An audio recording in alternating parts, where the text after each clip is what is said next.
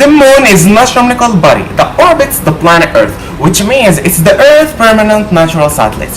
When astronomers first directed their telescopes to the moon in the early 17th century, they saw a world quite similar to Earth, but very rugged. This is what we're going to focus more about: the moon's surface.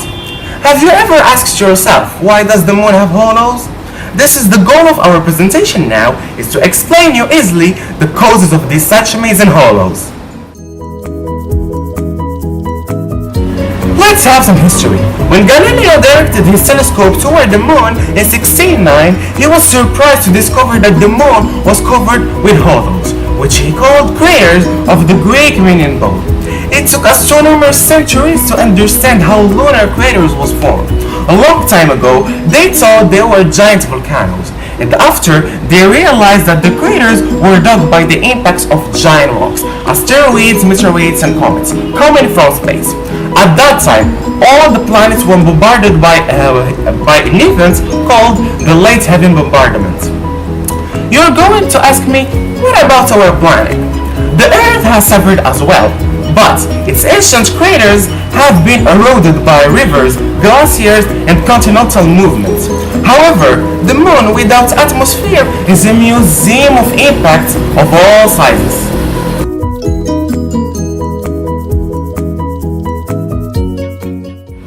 The size, mass, speed, and angle of the falling rock determine the size, shape, and complexity of the resulting crater.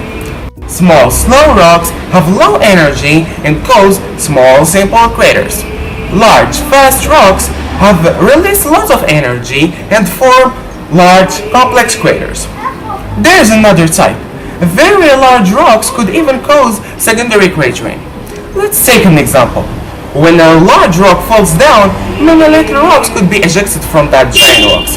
As a consequence, the formation of new smaller craters or a series of craters.